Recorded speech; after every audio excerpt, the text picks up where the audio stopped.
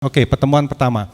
Realita sekitar kita. Di situ langsung di buku dikatakan ada liputan 6 diambil, ada kasus 4 orang anak remaja di Kupang di mana dia sudah 4 kali mencuri uang gereja. Mencuri uang gereja, 4 orang umurnya masih muda-muda, 13 tahun, 15 tahun. Ya, bahkan yang 2 anak itu bahkan kakak adik. Dia mencuri uang gereja. Pertama dia curi uang kolekte, kemudian dia curi lagi, brankas, pernah dia curi brankas, ternyata brankasnya kosong, kemudian dia curi lagi, dia datang dan uang-uang yang untuk kegiatan sosial dia curi. Ironisnya, uang yang dia curi itu digunakan untuk apa? Beli handphone, bukan buat makan. Ya, bukan buat cari makan, bukan buat kehidupan dia, tapi cuma buat beri handphone. Nah, di sini kita bukan bicara soal ceritanya, tapi nanti para FAS lalu bertanya kepada umat yang ikut, lalu salah siapa kalau anak ini mencuri uang? Coba kita testing, salah siapa Bu?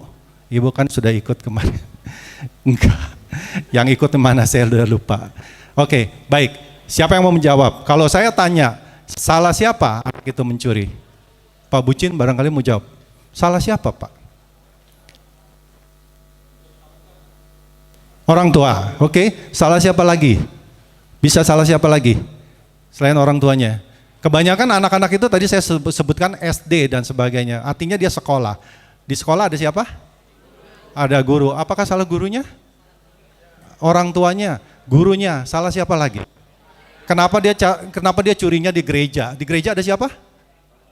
Ada romo. Apa salah romonya? Nggak pernah ngajarin? Apa salah bahwa mencuri itu nggak boleh? Nah, ini yang kita harus mengajak umat berpikir. Ini mengajak berpikir, ya. Anda kan berpikir, ini kan cuma cerita aja, ya. Tapi Anda mendalam itu berpikir, salah siapa? Dia lebih banyak di mana? Di gurunya. Nah, orang-orang yang disebut ini adalah orang-orang yang baik loh. Orang tua pasti baik.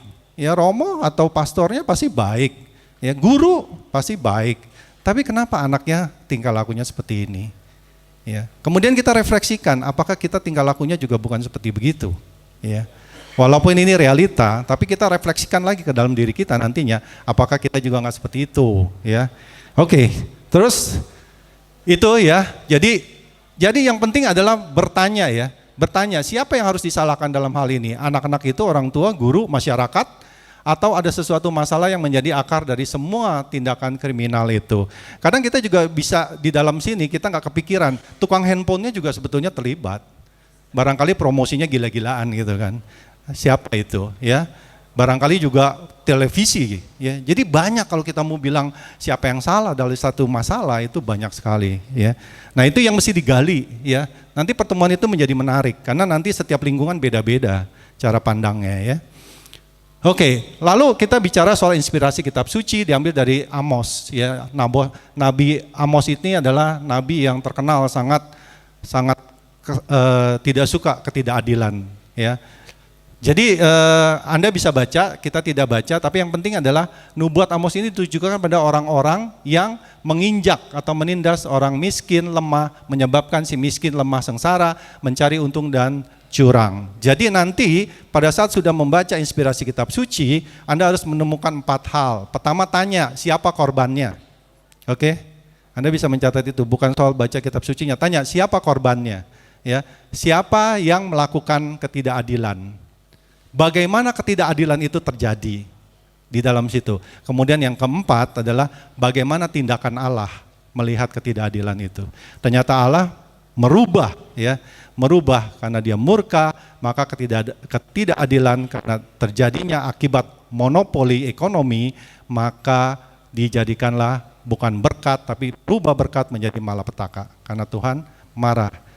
Karena di situ terjadi monopoli, ya, orang mencurangin timbangan dan sebagainya. Barang yang sudah busuk dijual lagi. Sekarang banyak sekali kita lihat ya, masker kan mahal ya. Banyak pemulung sekarang nggak mau ngambilin botol aqua, tapi ngambilin masker ya, karena dicuci lagi dijual mahal ya, lebih mahal dari botol aqua. Itu terjadi ya. Jadi inilah dinamika yang terjadi di masyarakat. Makanya orang bilang kalau buang masker digunting, jangan langsung buang aja. Itu banyak ya. Sekarang pemulung nggak mau botol aqua, tapi kalau ada masker diuber sama dia. Ya, karena bisa dicuci lagi kemudian dijual mahal. Ya, itu yang terjadi. Ya, jadi Anda harus di dalam ini salah ya, ini inspirasi kitab suci. Tanya, siapa ya pelaku ketidakadilan? Siapa korbannya? Ketidakadilan yang seperti apa yang dialami? Pertanyaan ini yang justru Anda sebagai fas harus bertanya, bukan baca kitab sucinya, ya. Kemudian bagaimana Tuhan bertindak? Nah, ini yang didiskusikan. Tanya ke orangnya dan sebagainya ya. Kemudian pesannya, Tuhan menghendaki tegaknya keadilan dalam kehidupan umatnya, dibutuhkan kepekaan sosial. Ya.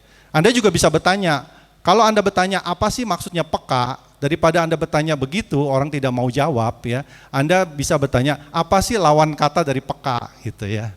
Itu mengajak berpikir. Lawan kata dari peka apa? Banyak kan orang lebih menjawab, tidak peka. Oke, paling tidak dia menjawab, padahal bukan itu maksudnya. Ya, tidak peka ya. Tapi kalau dijawab apa jawab peka, semuanya pada diem aja, apa ya peka ya. Tapi yang penting adalah kepekaan itu muncul kalau ada keresahan. Pertama orang itu mesti punya resahnya dulu, baru dia bisa peka ya. Mencermati, nah ini ada satu lagi dokumen gereja, tapi di dokumen gereja Anda juga bisa mencermatinya bahwa yang tidak disukai adalah monopoli sekelompok orang ya. Ini berkaitan tadi cerita di Amos dan sebagainya. Jadi sesi 1 ini bicara soal monopoli di bidang ekonomi yang membuat tidak adil. Bahkan pada saat pembekalan ini Romojo sempat mengatakan sebetulnya 7 orang, harta dari 7 orang di dunia ini kekayaannya itu sudah bisa membiayai seluruh dunia punya kebutuhan. Hanya dikuasai oleh 7 orang ya katanya. Harta kekayaannya sudah bisa membiayai semua kebutuhan di dunia ini. Hebat kan? Cuma dikuasai oleh 7 orang ekonomi itu. Jadi begitu hebatnya ya mereka itu yang menguasai monopoli daripada ekonomi. Jadi dokumen ini mengingatkan bahwa kita memperjuangkan keadilan sosial, kesejahteraan bersama, dan tugas kita bersama. Makanya Romo tadi mengajak sebenarnya bukan hanya Katolik, non-Katolik pun juga harusnya bisa. Ya. Refleksi, nanti Anda bisa refleksi apakah kita sadar, resah. Tadi saya bilang kata-kata resah itu harus ada. Orang kalau udah resah baru dia peka.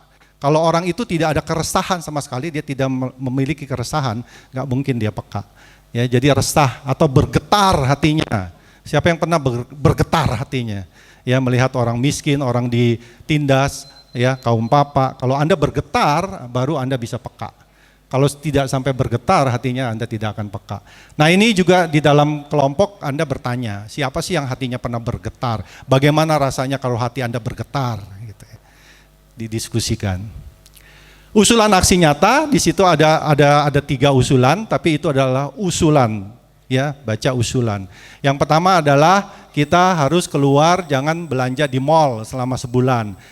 Kalau sebulan tiap hari belanja di mall, bisa belanja di tukang sayur. Ya. Kalau belanja di tukang sayur berinteraksi, berarti ekonominya kan nggak dikuasai oleh konglomerat, tapi ke rakyat-rakyat yang jual sayur keliling. Tapi yang penting juga di lingkungan Anda mungkin, ya ibu-ibu, kalau sudah belanja di tukang sayur biasanya nawar. Nah untuk 1 bulan ini belanja tukang sayur tidak usah nawar.